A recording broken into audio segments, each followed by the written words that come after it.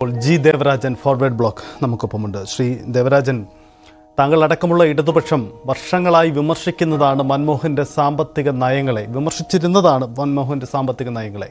90കളുടെ തുടക്കത്തിലെടുത്ത ആ തീരുമാനങ്ങൾ ഇന്ത്യയുടെ നട്ടലൊടിക്കുമെന്ന നിലപാട് ദേശീയ തലത്തിൽ വലിയ ക്യാമ്പയിനായി ഇടതുപക്ഷം ഏറ്റെടുത്തിരുന്നതുമാണ്.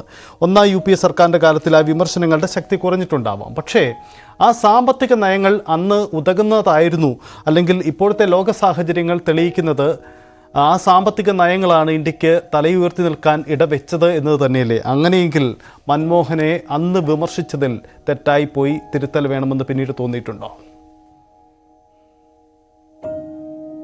അല്ല, മൻമോഹൻ സിംഗിനെ നമ്മുടെ രാജ്യം അടയാളപ്പെടുത്തുക ഉറപ്പായിട്ടും ഈ സാമ്പത്തിക പരിഷ്കാരങ്ങളുടെ പേരിലായിരിക്കും എന്നുള്ള കാര്യത്തിൽ തർക്കമില്ല.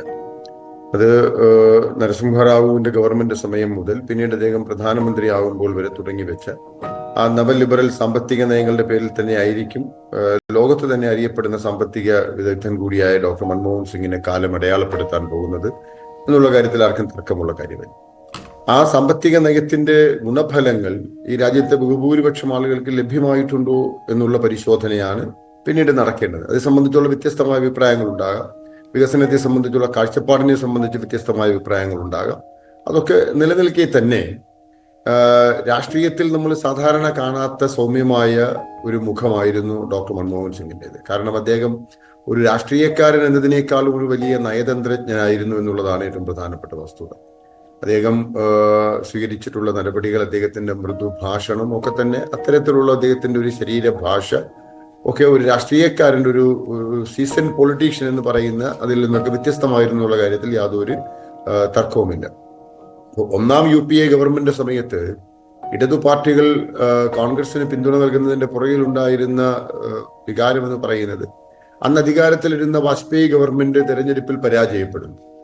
അപ്പോൾ എങ്ങനെയും തിരികെ അധികാരത്തിൽ വരുന്നതിന് വേണ്ടി രാഷ്ട്രീയ കുതിരക്കച്ചവടത്തിന് BJP ശ്രമിക്കുകയും ജനം തിരസ്കരിച്ച BJP വീണ്ടും അധികാരത്തിൽ വരാനൊരു ശ്രമം നടത്തുന്നത് കണ്ടപ്പോൾ അതിനെ തടയിടുക എന്ന ലക്ഷ്യത്തോടു കൂടിയിട്ടാണ് ഇടതു പാർട്ടികൾ കോൺഗ്രസിന്റെ സാമ്പത്തിക നയങ്ങളും കാര്യങ്ങളും ഒക്കെ നിലനിൽക്കെ തന്നെ ഒരു സാഹസികമായ രാഷ്ട്രീയ തീരുമാനമെടുത്തതും അതിന്റെ അടിസ്ഥാനത്തിൽ ഒരു പൊതു മിനിമം പരിപാടി രൂപീകരിച്ചുകൊണ്ട് UPAയുടെ ഒന്നാം ഗവൺമെന്റിന് പിന്തുണ നൽകുകയും ചെയ്തു എന്നുള്ളത് നമുക്ക് ചരിത്രം രേഖപ്പെടുത്തിയിട്ടുള്ള വസ്തുതയാണ്.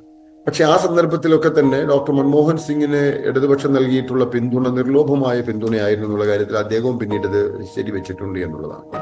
പക്ഷെ പൊതു മിനിമം പരിപാടിയിൽ പറഞ്ഞിട്ടുള്ള ചില കാര്യങ്ങൾ നടപ്പിലാക്കുന്ന കാര്യത്തിൽ ഗവൺമെന്റ് പുറകോട്ട് പോയപ്പോൾ ഇടതുപക്ഷത്തിന് ഇടപെടേണ്ടി വന്നിട്ടുണ്ട്. അതൊക്കെ ഇടതുപക്ഷത്തെ മാധ്യമങ്ങൾ ഉൾപ്പെടെയുള്ളവർ വിശേഷിപ്പിച്ചിരുന്നത് റിമോട്ട് കൺട്രോൾ എന്നായിരുന്നു. മൻമോഹൻ സിംഗ് ഗവൺമെന്റിനെ റിമോട്ടിൽ നിയന്ത്രിക്കുന്നത് ഇടതു പാർട്ടികളാണ് എന്ന് ഭംഗ്യന്തരേണ സൂചിപ്പിക്കുകയായിരുന്നു അവർ.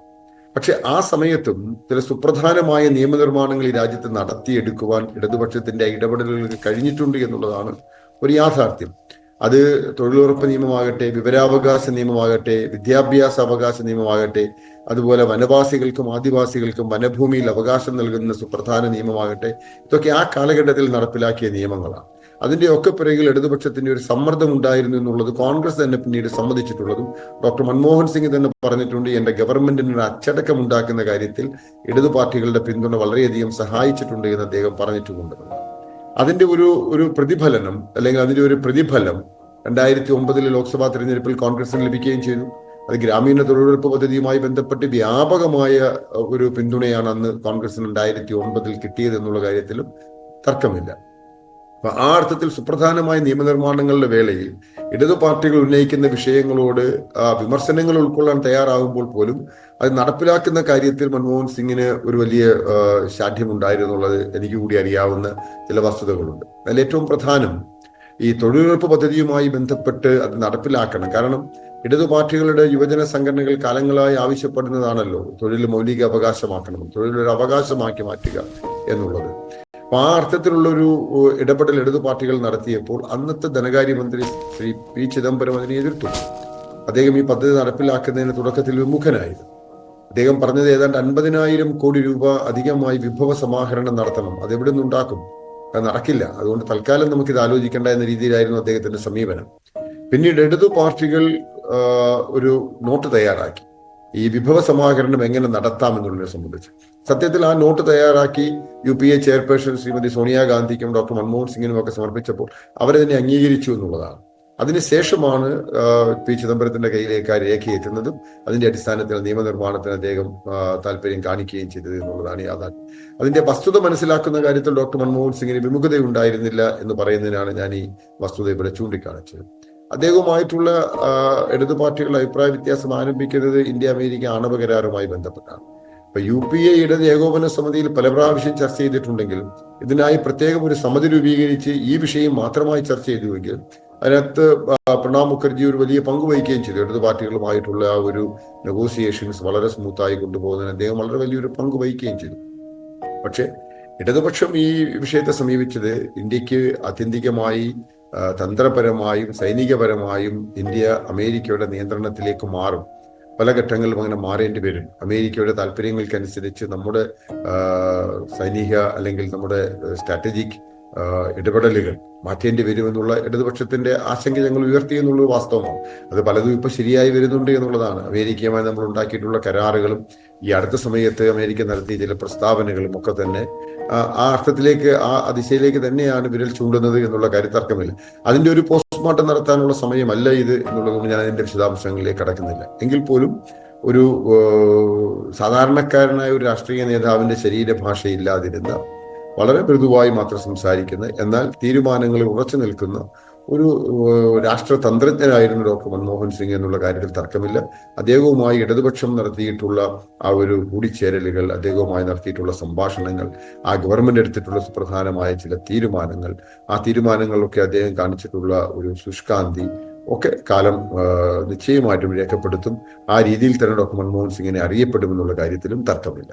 ഈ രണ്ടാം UPA സർക്കാരിൻ്റെ കാലത്ത് നമുക്കറിയാം, ഒന്നാം UPA അത് സോണിയാഗാന്ധിയെ സംബന്ധിച്ച് അവർക്ക് പ്രധാനമന്ത്രി പദത്തിലേക്ക് ആഗ്രഹിച്ചാൽ പോലും ഒരുപക്ഷെ എത്താൻ അന്നത്തെ രാഷ്ട്രീയ സാഹചര്യങ്ങൾ അനുവദിക്കുന്നതല്ല. അങ്ങനെയാണല്ലോ മൻമോഹൻ സിംഗ് ഒരു ഓപ്ഷൻ ആവുകയും തുടർന്ന് കോമൺ മിനിമം പ്രോഗ്രാമും ഇടതുപക്ഷ സഹകരണമൊക്കെ സാധ്യമാവുന്നത്.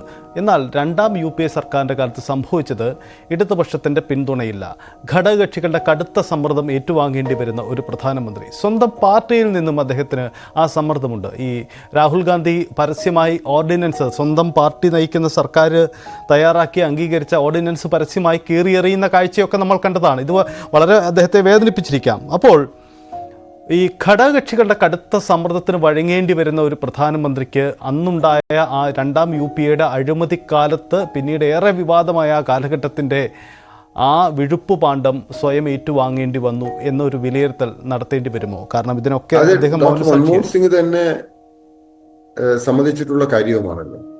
കാരണം ഇടതു പാർട്ടികൾ അദ്ദേഹത്തിന് നൽകിയ പിന്തുണയും ആ പിന്തുണ പിൻവലിക്കാനുണ്ടായ കാരണങ്ങളും തികച്ചും ആദർശപരമായിരുന്നു, അല്ലെങ്കിൽ അത് അവരുടെ പ്രത്യയശാസ്ത്രവുമായി ബന്ധപ്പെട്ടതും അവർ ഇന്നലെ വരെ ഉയർത്തിക്കൊണ്ടുവന്ന മുദ്രാവാക്യങ്ങളോട് ചേർന്ന് പോകുന്നതുമായിരുന്നു എന്നുള്ള കാര്യത്തിൽ കോൺഗ്രസ് നേതൃത്വത്തിനും തർക്കമുണ്ടായിരുന്നില്ല. പ്രധാനമന്ത്രിക്കും അക്കാര്യത്തിൽ മറിച്ചൊരു അഭിപ്രായം ഉണ്ടായിരുന്നില്ല. മറിച്ച് 2009 ശേഷം 2009 അധികാരത്തിൽ വന്ന ഗവൺമെന്റിൽ ആ കൂട്ടുകക്ഷി മന്ത്രിസഭയുടെ അല്ലെങ്കിൽ ആ ഒരു മുന്നണി സംവിധാനത്തിന്റെ സമ്മർദ്ദങ്ങളെ പലപ്പോഴും ഡോക്ടർ മൻമോഹൻ സിംഗിനെ അതിജീവിക്കാൻ കഴിഞ്ഞിരുന്നില്ല എന്നുള്ളതാണ് യാഥാർത്ഥ്യം. നമ്മളൊക്കെ അതിനൊക്കെ സാക്ഷ്യം വഹിച്ചിട്ടുള്ളതാണല്ലോ. കാരണം ഈ ഇടതുപക്ഷത്തിന്റെ ഒരു പിന്തുണയില്ലാത്ത അല്ലെങ്കിൽ ആ അർത്ഥത്തിൽ ഇടപെടലില്ലാത്തൊരു ഗവൺമെന്റിൽ കയ്യിൽ കിട്ടിയ വകുപ്പുകൾ എന്തിനു ഉപയോഗിക്കാം എന്നുള്ളതും അത് ഇവരെ ആശ്രയിക്കാതെ ഈ ഗവൺമെന്റ് മുന്നോട്ട് പോകാൻ കഴിയില്ല എന്നുള്ള ആ ഒരു സാഹചര്യത്തെ മുതലെടുക്കുവാനും പല ഘടകകക്ഷികളും ശ്രമിച്ചു എന്നുള്ളതൊരു യാഥാർത്ഥ്യമാണ്. അതിന്റെ പരിണിത ഫലമാണ് 2G സ്പെക്ട്രം പോലെയുള്ള ഇടപെടലുകൾ നടന്നിട്ടുള്ള അഴിമതി. അതുപോലെ തന്നെ ഇതുമായി ബന്ധപ്പെട്ട മറ്റു പല കേസുകളും ആ സമയത്ത് ഉയർന്നു വരികയും ചെയ്തിരുന്നല്ലോ.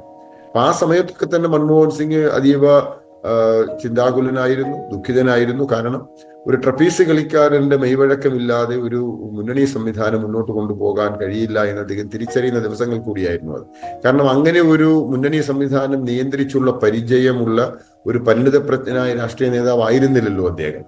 അതുകൊണ്ട് തന്നെ ഇതുമായി ബന്ധപ്പെട്ട ആളുകൾ മുന്നണി സംവിധാനം കൊണ്ട് നടന്ന് തെളിയിച്ചിട്ടുള്ള നേതാക്കന്മാരുണ്ട്. കോൺഗ്രസിന് ആണെങ്കിൽ കേരളത്തിൽ നിന്നുള്ള നേതാക്കന്മാർ, അതുപോലെ തന്നെ ആ ഗവൺമെന്റിനെ പിന്തുണയ്ക്കുന്ന കാര്യത്തിൽ സഹായിച്ചിട്ടുള്ള ഇടതു പാർട്ടികളുടെ മുഖ്യമന്ത്രി, വിശേഷിച്ചും ബുദ്ധദേവ് ഭട്ടാചാര്യ ഉൾപ്പെടെയുള്ള ആളുകളുമായിട്ടൊക്കെ അദ്ദേഹം ആശയവിനിമയം ചെയ്യാറുണ്ടായിരുന്നു.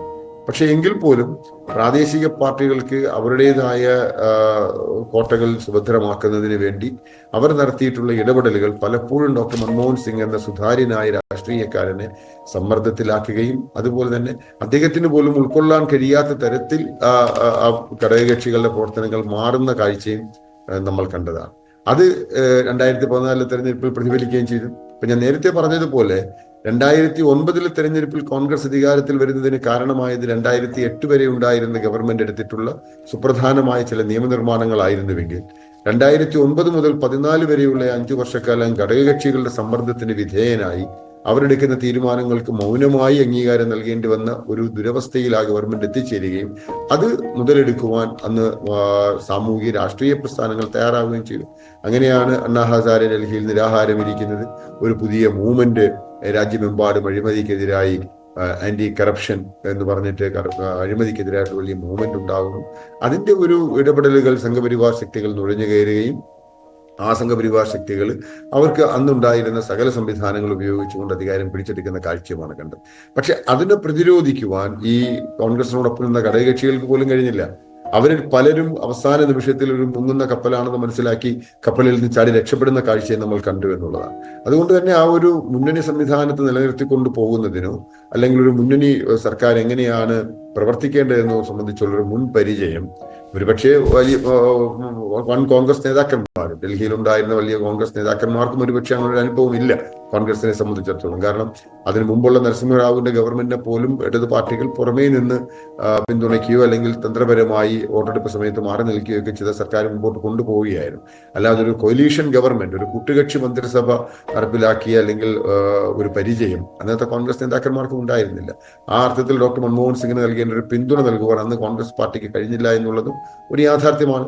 ഒന്ന്, അവർക്ക് ആ വിഷയത്തിൽ ഉണ്ടായിരുന്ന ഒരു അവഗാഹമില്ലായ്മ.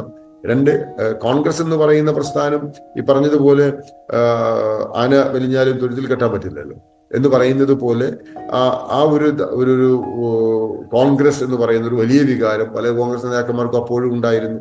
അതുകൊണ്ട് തന്നെ അവർക്ക് ഒരു മുന്നണി സംവിധാനം എങ്ങനെ കൊണ്ടുപോകുന്നതിനെ സംബന്ധിച്ചുള്ള അനുഭവം കുറവായിരുന്നു. അത് മൻമോഹൻ സിംഗിന് പകർന്നു കൊടുക്കാനും അവർക്ക് കഴിഞ്ഞില്ല എന്നുള്ളതാണ്. അതാണ് നേരത്തെ ഇവിടെ സൂചിപ്പിച്ചതുപോലെ രാഹുൽ ഗാന്ധി ഉൾപ്പെടെയുള്ള ആളുകൾക്ക് ഗവൺമെന്റിനെ വിമർശിക്കേണ്ടി വരുന്ന ഒരു സാഹചര്യത്തിലേക്ക് കാര്യങ്ങൾ മാറി എന്നുള്ളത്. അതൊരു മന്ത്രിസഭ കൊണ്ടുപോകുന്നതിനുള്ള ഒരു മെയ്വഴക്കം ഡോക്ടർ മൻമോഹൻ സിംഗിന് ഇല്ലായിരുന്നു. അത് ആ കോൺഗ്രസിന്റെ തന്നെ ഒരു വലിയ പതനം. ഇന്നിപ്പോ നമ്മൾ രാജ്യം നേരിടുന്ന ഏറ്റവും പ്രധാനപ്പെട്ട ഒരു വിഷയം അത് തന്നെയാണ്. 2014 ആ പരാജയത്തിൽ നിന്ന് കരകയറുവാൻ ഇന്നും കോൺഗ്രസിന് കഴിഞ്ഞിട്ടില്ല എന്നുള്ളതാണല്ലോ യാഥാർത്ഥ്യം. അത് ആ അർത്ഥത്തിലുള്ള ഒരു ഇടപെടൽ നടത്തുവാൻ കഴിയുന്ന നേതാക്കന്മാരുടെ അഭാവമോ അനുഭവത്തിന്റെ കുറവും ഒക്കെ ഇന്നും അത് കോൺഗ്രസിനെ വല്ലാതെ ഹോണ്ട് ചെയ്യുന്നുണ്ടെന്ന് തന്നെയാണ് ഞാൻ വിശ്വസിക്കുന്നത്. അത് ഡോക്ടർ മൻമോഹൻ സിംഗിന്റെ സമയത്ത് ആരംഭിച്ചതാണ് എന്നുള്ളതും കാലം രേഖപ്പെടുത്തും. ജി ദേവരാജനാണ് മൻമോഹൻ സിംഗിനെ അനുസ്മരിച്ചത്.